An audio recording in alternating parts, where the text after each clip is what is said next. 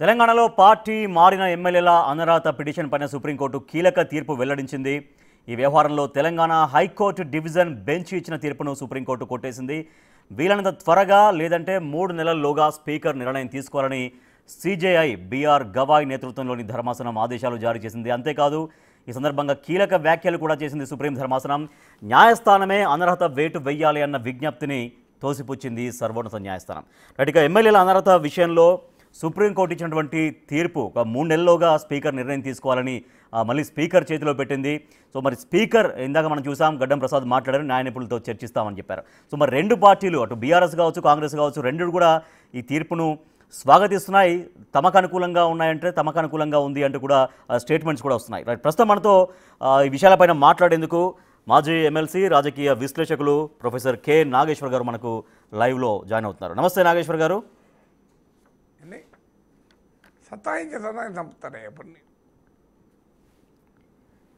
నాగేశ్వర్ గారు నమస్తే అండి, వినపడుతుందండి నా వాయిస్? ఓకేనా? ఫోన్ చేస్తున్నప్పుడు మీరు రెడీ అయినాక ఫోన్ చేసి ఇక తెలంగాణలో బీఆర్ఎస్ భారత రాష్ట్ర సమితి నుంచి గెలుపొంది కాంగ్రెస్ పార్టీలో జాయిన్ అయ్యారు 10 మంది ఎమ్మెల్యేలు. సో 10 మంది ఎమ్మెల్యేల పైన ఎట్టి పరిస్థితుల్లో అనర్హత వేటు వేయించే విధంగా బీఆర్ఎస్ పార్టీ చాలా సీరియస్గా తీసుకుంది. సో మొదటి నుంచి కూడా ఇక్కడ రాష్ట్ర హైకోర్టు నుంచి ఇప్పుడు సుప్రీంకోర్టు దాకా ఆశ్రయించింది. అయితే సుప్రీంకోర్టు కాసేపటి కింద తీర్పునిచ్చింది. ఏమని అంటే కరెక్ట్గా 3 నెలల లోపు, వీలైనంత త్వరగా లేదంటే 3 నెలల లోపు అనర్హత పైన స్పీకర్ నిర్ణయం తీసుకోవాలనేది జస్టిస్ గవాయ్ నేతృత్వంలోని సారథ్యంలోని ధర్మాసనం తీర్పునిచ్చింది. సో ఈ తీర్పు పట్ల అటు బీఆర్ఎస్ కావచ్చు కాంగ్రెస్ కావచ్చు రెండు కూడా ఈ తీర్పును వెల్కమ్ చేస్తున్నాయి. సో తమకు అనుకూలంగా ఉంది అంటే తమకు అనుకూలంగా ఉంది అంటూ తీర్పునైతే వెల్కమ్ చేస్తున్నాయి. కానీ ఖచ్చితంగా 3 నెలల దాకా కాలయాపన చేయాల్సిన పని లేదు. చాలా వేగంగా ఇప్పటికే ఎన్నో రోజుల నుంచి ఈ ఇష్యూ నడుస్తుంది కాబట్టి చాలా వేగంగా తక్షణమే వాళ్ళపైన ఎవరైతే పార్టీ మారారో వాళ్ళపైన అనర్హత వేటు వేయాల్సిందే అంటూ బీఆర్ఎస్ పార్టీ డిమాండ్ చేస్తోంది. బట్ 3 మంత్స్లో మరి స్పీకర్ ఏం చేస్తారు? మళ్ళీ ఇది కాలయాపనకు దారితీస్తుందా? మళ్ళీ 3 నెలల్లో స్పీకర్ మళ్ళీ న్యాయ నిపుణులతో సలహాలు తీసుకొని మళ్ళీ టైం పొడిగించే విధంగా మళ్ళీ ఏమన్నా చేస్తారా? లేదు బీఆర్ఎస్ పార్టీ మళ్ళీ సుప్రీంకోర్టును ఆశ్రయించి మళ్ళీ కాలయాపన జరిగితే కనుక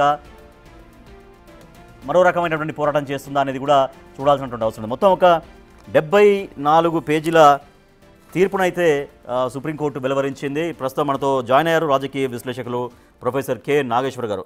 నమస్తే అండి నాగేశ్వర్ గారు.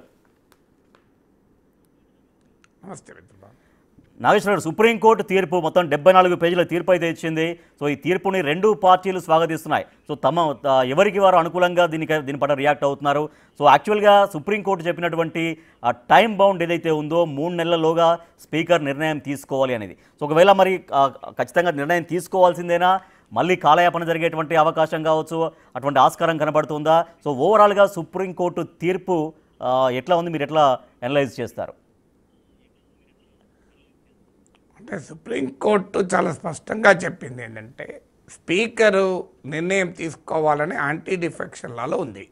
అంటే ఎవరైనా పార్టీలు ఫిరాయిస్తే పార్టీ ఫిరాయింపు అంటే 10వ షెడ్యూల్ రాజ్యాంగ 10th schedule anti defection law ప్రకారము 2 సందర్భాల్లో డిస్క్వాలిఫై అవుతారు. ఒకటి పార్టీ విప్ను ఉల్లంఘిస్తే, రెండవది ఒక పార్టీ సభ్యత్వాన్ని స్వచ్ఛందంగా వదులుకున్నట్లయితే voluntarily giving up the membership of the house అంటారు.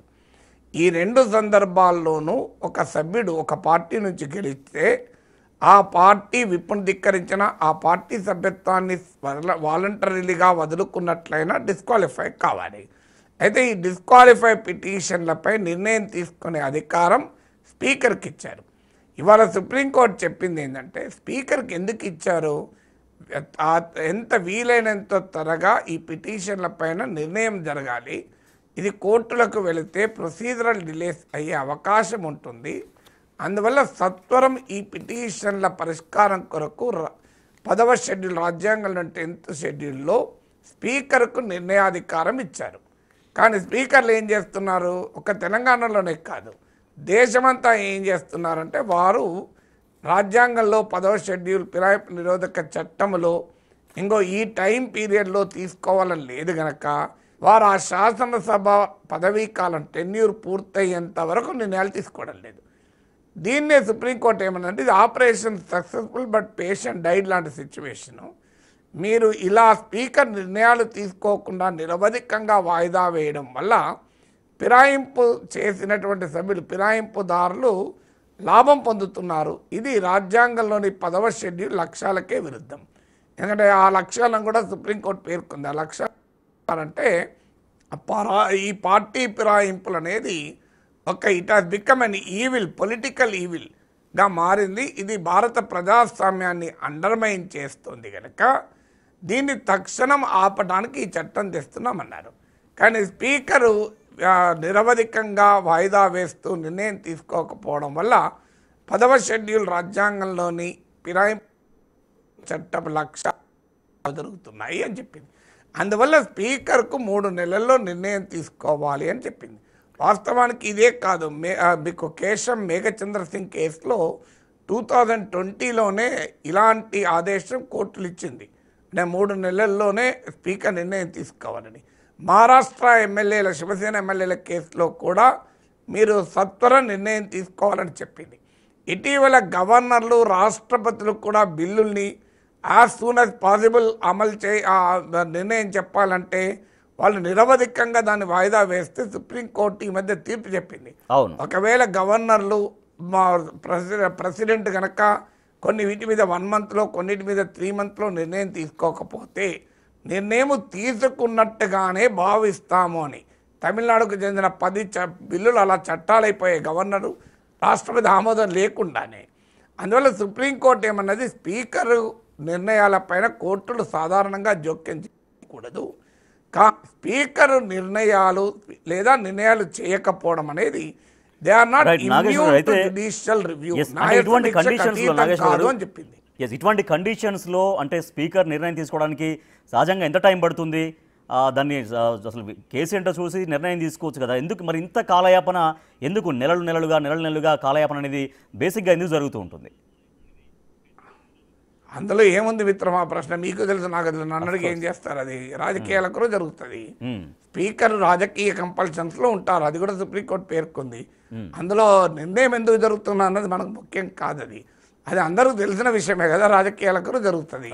స్పీకర్లు అధికార పార్టీ సభ్యులై ఉంటారు, అధికార పార్టీ నాయకులై ఉంటారు కనుక ఇలా సుప్రీంకోర్టు జడ్జిమెంట్లో అన్నారు, దే డీజూరీ లేదా డిఫాక్టో, నిజంగా అయినా లేదా అఫీషియల్గా అన్అఫీషియల్గా వాళ్ళు అధికార పార్టీకి చెందినవారు. అధికార పార్టీ ప్రయోజనాలకు అనుగుణంగానే నిర్ణయాలు వాయిదా వేస్తుంటారు కదా. అట్లా ఆశ్చర్యమే ఉన్నది. మీకు వేరే అధికార పార్టీ లాభం అయ్యే రీతిలో పనిచేస్తుంటారు.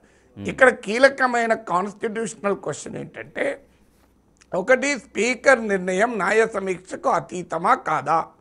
ఇప్పటిదాకా ఆర్గ్యుమెంట్ ఏంటంటే, ఫిరాయింపుదారుల తరఫున వాదించిన వారు స్పీకర్ నిర్ణయంలో కోర్టులు ఎలా జోక్యం చేసుకుంటాయని, ఎక్కడ రాజ్యాంగంలో ఇంత సమయంలో నిర్ణయం తీసుకోవాలని లేదు కదా అని.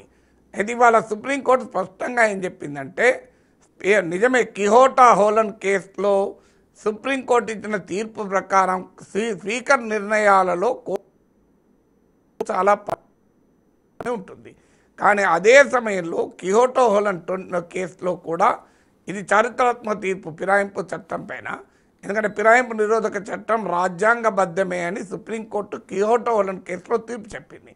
సో ఆ తీర్పులో చెప్పినట్టు speaker not completely immune to judicial review, అంటే న్యాయ సమీక్ష అసలే జరగకూడదు అని ఎక్కడా లేదు అని చెప్పారు. అయితే ఇక్కడ ఇంకొక ఛాలెంజ్ వస్తుంది, స్పీకర్కు ఆదేశాలు ఇవ్వవచ్చా? ఇప్పుడు ఫిరాయింపుదారుల తరఫున వాదించిన లాయర్లు ఏం వాదిస్తారు అంటే, స్పీకర్కు ఎలా ఒక ఆదేశం ఇస్తారు? రిట్ ఆఫ్ మ్యాండమస్ అంటారు దాన్ని. సుప్రీంకోర్టు ఎట్లా ఆదేశం ఇస్తుంది? సుప్రీంకోర్టు ఒక రాజ్యాంగ వ్యవస్థ, లెజిస్లేచర్ ఒక రాజ్యాంగ వ్యవస్థ. అందుకే ఇవాళ సుప్రీంకోర్టు పాడి Kaushik Reddy versus state of Telangana and others అనే ఈ కేసులో సుప్రీంకోర్టు ఏం చెప్పిందంటే, స్పీకర్ను మేము ఆదేశించడం లేదు, కానీ స్పీకర్ను ఈ నిర్ణయం తీసుకోమని మేము ఎక్కడా అనడం లేదు. స్పీకరు త్వరగా నిర్ణయం తీసుకోమని అంటున్నాం కనుక స్పీకర్ను నిర్ణయం తీసుకోమని ఆదేశించడం లేదు మేము. కానీ త్వరగా నిర్ణయం తీసుకోమని అంటున్నాం. ఏ నిర్ణయం తీసుకోమని కూడా మేము చెప్పడం లేదు. నిర్ణయం ఏదో ఒక నిర్ణయం మాత్రమే త్వరగా తీసుకోండి. త్వరగా తీసుకోకపోతే రాజ్యాంగ మౌలిక లక్ష్యమే దెబ్బతింటుంది. కానీ గతంలో కూడా ఇవే కామెంట్స్ చేసింది సుప్రీంకోర్టు. స్పీకర్ విషయంలో గతంలో కూడా ఎందుకు ఇంతగా నాంచి వేస్తున్నారు, టైం బౌండ్ అయితే మొత్తం టోటల్గా మొత్తం పదవీ కాలం అయిపోయేదాకా ప్రాపర్ టైం అంటే ఎట్లా అంటూ గతంలో కూడా వ్యాఖ్యానించింది సుప్రీంకోర్టు. బట్ ఇవాళ కూడా పెద్దగా కొత్తగా చేసినటువంటి కామెంట్స్ కూడా ఏమీ అనిపించట్లేవు. అంటే మేఘచంద్ర సింగ్ కేసునే కొత్తగా చేసిన కామెంట్ కాకపోవడం ఏంటి? ఇంత క్లియర్గా తీర్పు చెప్తే మీకు వ్యాఖ్యలు చేయడం వేరు, తీర్పులు చెప్పడం వేరు. మీకు అర్థం కావాల్సింది అంటే వ్యాఖ్య అనేది ఎన్ఫోర్సబుల్ కాదు, తీర్పు అనేది ఎన్ఫోర్సబుల్. ఇవాళ ఇచ్చింది చారిత్రాత్మకమైన తీర్పు. కేశం మేఘచంద్ర సింగ్ కేసునే ఉటంకించింది. అది ఇవాళ తీర్పులో మరింత అప్పుడేమో కేశం మేఘచంద్ర సింగ్ కేసులో మీరు 3 నెలల్లో స్పీకర్ నిర్ణయం తీసుకోవాలని చెప్పింది. ఇప్పుడైతే ఇంకా క్లియర్గా ఏమన్నదంటే పార్లమెంట్ ఆలోచించాలి, సవరించి ఈ అధికారాలను స్పీకర్ చేతిలో ఉండకుండా చూడాలి. అయితే మాకు అడ్వైజరీ జ్యూరిస్డిక్షన్ లేదు, సలహా ఇచ్చే అధికారం లేదు కనుక మేము పార్లమెంటే సరైన నిర్ణయం తీసుకుంటుందని ఆశిస్తున్నాము అన్నారు. ఎందుకంటే కేశం మేఘచంద్ర సింగ్ కేసులో కూడా సుప్రీంకోర్టు అన్నది స్పీకర్ చేతిలో ఈ అధికారం ఉండకూడదు, ఇండిపెండెంట్ ట్రిబ్యునల్ చేతిలో ఉండాలి అన్నారు. ఇవాళ సుప్రీంకోర్టు ఇంకా మరింత స్పష్టంగా ఒక సుప్రీంకోర్టు రిటైర్డ్ జడ్జి లేదా హైకోర్టు రిటైర్డ్ చీఫ్ జస్టిస్ లేదా మరొక ఇండిపెండెంట్ మెకానిజంకి ఈ అధికారం ఇవ్వాలి. ఎందుకంటే అది కూడా చెప్తూ క్లియర్గా స్పీకర్ అనేది ఆ స్పీకర్ హోదాలో పనిచేసేటప్పుడు ఇది లైక్ ఎ ట్రిబ్యునల్. సో అందువల్ల ట్రిబ్యునల్కు పవర్స్ ఉంటాయి, కానీ పవర్స్ పైన న్యాయ సమీక్ష ఉంటుంది. ఇంకో మాట కూడా చెప్పారు ఇవాళ సుప్రీంకోర్టు, ఈ ఫిరాయింపుదారులు గనక ఈ కేసును ఇంకా సాగదీయాలని చూస్తే if the try to protract an adverse inference will be drawn అన్నారు. అంటే ఒకవేళ వారు ఎవరైనా ఫిరాయింపుదారులు ఇంకా ఈ కేసును లాగి శాసనసభ పదవీ కాలం పూర్తయ్యేంత వరకు దీన్ని సాగదీద్దాం అనుకుంటే సుప్రీంకోర్టు ఊరుకోదు, an adverse inference will be drawn అని కూడా చెప్పింది. ఇక ఇంత స్పష్టంగా చెప్పినాక కొత్తగా చెప్పింది ఏం లేదని ఎట్లా అంటారు చెప్పండి? అంటే కొత్తగా మీన్స్ అంటే గతంలో కూడా స్పీకర్ అయితే చాలా నిర్ణయం తీసుకోవాలని, ఏ నిర్ణయం తీసుకోవాలనేది సుప్రీంకోర్టు చెప్పలేదు మీరు అన్నట్టు, కానీ స్పీకర్ నిర్ణయం తీసుకోవాలనేది ఎమ్మెల్యే విషయంలో మాట్లాడింది. అయితే ఇప్పుడు నాగేశ్వర్ గారు, సో 2 పార్టీలు వెల్కమ్ చేస్తున్నాయి. ఇప్పుడు బీఆర్ఎస్ మాకు అనుకూలంగా వచ్చింది తీర్పు అనేది వాళ్ళు చెప్తున్నారు, కాంగ్రెస్ కూడా మాకు అనుకూలంగా ఉంది, బీఆర్ఎస్కు చెంపపెట్టనే అర్థం వచ్చేలాగా కాంగ్రెస్ పార్టీ కూడా వ్యాఖ్యానిస్తోంది. సో అసలు ఇప్పుడు ఫిరాయింపు చేసినటువంటి ఎమ్మెల్యేల వైఖరి ఎట్లా అనిపిస్తుంది ఈ సమయానికి? అంటే వాళ్ళు నిజంగా మేము డిస్క్వాలిఫై అవుతాము లేదా కాము అనే దానిపైన ఒక కన్ఫ్యూజన్లో ఉన్నారా, క్లారిటీగా ఉంటే కనపడుతుందా జనరల్గా? అదే వాళ్ళని నన్ను అడిగితే నేను ఎట్లా చెప్తాను? అంటే మీరు అన్ని అనలైజ్ చేయగలుగుతారా? క్లారిటీ ఉన్నారో వాళ్ళని అడగండి, నన్ను అడిగితే మీరు అంచనా వేయగలుగుతారు కదా, మొత్తం అంతర్జాతీయ పాలిటిక్స్ దాకా మీరు అంచనా వేయగలుగుతారని. నాకు ఐఎమ్ నాట్ ఎట్ ఆల్ బాధడు వాళ్ళు ఎట్లా అనుకుంటున్నారని. నా ఇంట్రెస్ట్ అలా కాన్స్టిట్యూషన్, లా, సుప్రీంకోర్టు జడ్జిమెంట్ తప్ప ఆ ఎమ్మెల్యేలలో పరకాయ ప్రవేశం చేసి వాళ్ళు ఏ రకంగా భావిస్తున్నారు, వాళ్ళు కన్ఫ్యూజన్గా ఉన్నారా అని వాళ్ళకేమన్నా సైకాలజీ టెస్ట్ నాకెలా తెలుస్తుంది? రైట్. అయితే ఇప్పుడు ఒకవేళ కనుక అనర్హత వేటు పడుతుంది అనుకుంటే కనుక ఇప్పుడు పొలిటికల్ గ్రౌండ్ ఎట్లా, దాని అయితే మీరు చెప్పొచ్చు. సో రాష్ట్రంలో పొలిటికల్ గ్రౌండ్ ఎట్లా అనిపిస్తుంది నాగేశ్వర్ గారు? అది ఇవాళే జడ్జిమెంట్ వచ్చింది మిత్రమా, ఇంకా వాళ్ళు డిస్క్వాలిఫై కాలేదు. 3 నెలల టైం ఉంది స్పీకర్ నిర్ణయం తీసుకోవటానికి. స్పీకర్ నిర్ణయం తీసుకున్నారనుకోండి, ఉదాహరణకు వాళ్ళని డిస్క్వాలిఫై చేశారనుకోండి, వెంటనే తర్వాత 6 నెలల పాటు ఏముంటుంది ఎలక్షన్కి, అంటే 3 + 6 9 months అవుతుంది. స్పీకర్ డిస్క్వాలిఫై చేయలేదు అనుకుందాం ఏదన్నా కారణాల రీతి, స్పీకర్ మళ్ళీ ఖచ్చితంగా కోర్టులో సవాల్ చేస్తారు. అప్పుడు కోర్టులో చర్చ మొదలైతే కోర్టు కొట్టేస్తాయని, అప్పుడు already president cases of patent case of irregularity అయితే కోర్టులు ఇన్వాల్వ్ కావు. శాసనసభ వ్యవహారాల్లో స్పీకర్ నిర్ణయాల్లో కోర్టులు ఇన్వాల్వ్ కావు, ఇల్లీగాలిటీ అయితే ఇన్వాల్వ్ అవుతాయి. అంటే is it a case of irregularity or is it a case of illegality అని చర్చకు వస్తుంది. ఇది ఇల్లీగాలిటీ కిందకే వస్తుంది. ఎందుకంటే యాంటీ డిఫెక్షన్ లాకు రాంగ్ ఇంటర్ప్రిటేషన్ అయితే డిస్క్వాలిఫై చేయకపోతే అప్పుడు ఖచ్చితంగా మళ్ళీ కోర్టులో కొన్ని విచారణ జరిగితే కోర్టు స్పీకర్ నిర్ణయాన్ని ఓవర్టర్న్ చేస్తుంది నా నమ్మకం. అంటే ఒకవేళ స్పీకర్ కనుక డిస్క్వాలిఫై చేస్తే 3 నెలలు 6 నెలలు తర్వాత ఎలక్షన్ 9 మంత్స్ పడుతుంది. ఒకవేళ స్పీకర్ డిస్క్వాలిఫై చేయలేదనుకోండి ఇంకో 2 నెలలు ఎక్కువ పడుతుంది. అంటే మొత్తం 9 మంత్స్ టు 12 మంత్స్ పడుతుంది. వరకు రాజకీయ పరిస్థితులు ఎలా ఉంటే కూర్చొని మనం విశ్లేషించాలి కదా. ఇప్పుడు ఇంపార్టెంట్ దీనికి ఇంకొక పాసిబిలిటీ కూడా ఉంది. చెప్పండి. ఈ 3 నెలలలోగా ఇప్పుడు 2/3 ఆఫ్ బీఆర్ఎస్ ఎమ్మెల్యేలు కాంగ్రెస్ పార్టీకి షిఫ్ట్ అయ్యారనుకోండి. అంటే మొదట్లో అదే చర్చ జరిగింది కూడా 26 మంది ఎమ్మెల్యేలు ఫిరాయిస్తారు అని. ఇప్పుడు గతంలో జరిగింది అదే కదా. ఇప్పుడు టీడీపీ ఎమ్మెల్యేలు కాంగ్రెస్ ఎమ్మెల్యేలు బీఆర్ఎస్లో ఎట్లా చేరారు? అప్పుడు బీఆర్ఎస్ చెప్పిన వాదన ఇదే కదా, 3x2 మెర్జర్ క్లాస్ అన్నారు. అంటే 3x2 ఎమ్మెల్యేలు చేరారు కనుక Congress legislature party Telugu Desam legislature party బీఆర్ఎస్లో విలీనమైందని.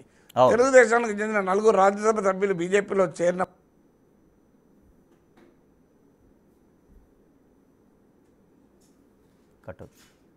వీళ్ళు రాజ్యాంగ విరుద్ధంగా ఆ మెర్జర్ నిబంధనలు అన్వయించుకుంటున్నారు. ఒరిజినల్ పార్టీ మెర్జ్ కాకుండా లెజిస్లేచర్ పార్టీ మెర్జ్ అయ్యే అవకాశమే లేదు. అయితే దానిపై సుప్రీంకోర్టు తీర్పు రాలేదు. అందువల్ల ఇప్పుడు ఈ 10 మంది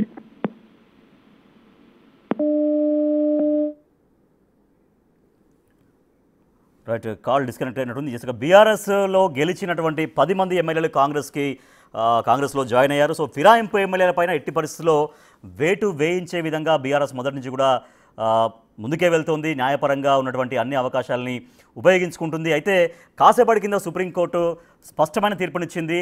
3 నెలల్లోగా వాళ్ళ అనర్హత పైన నిర్ణయం తీసుకోవాలి స్పీకర్ అంటూ స్పీకర్కి ఆ నిర్ణయాధికారం వదిలేసింది. సో మరి ఇప్పుడు స్పీకర్ ఏం చేస్తారు, స్పీకర్ ఏం చేయబోతున్నారు? సో సుప్రీంకోర్టు చెప్పినట్టుగా 3 నెలల లోపు ఖచ్చితంగా వాళ్ళపైన వేటు వేస్తారా, వేటు వెయ్యరా, ఏదో ఒకటి అనర్హత వేస్తారా లేదా అనర్హత వెయ్యరా అనేది కూడా తేల్చాల్సినటువంటి అవసరం ఉంది. ఎస్ నాగేశ్వర్ గారు మనకు లైవ్లో కంటిన్యూ అవుతారు.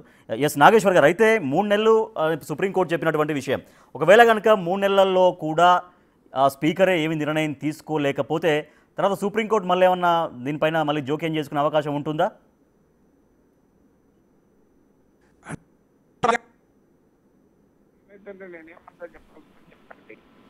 ఆంధ్రప్రదేశంలో రాజ్యాంగం పైన అల్టిమేట్ ఇంటర్ప్రిట్ చేసే అధికారం రాజ్యాంగం న్యాయ వ్యవస్థకి ఇచ్చింది.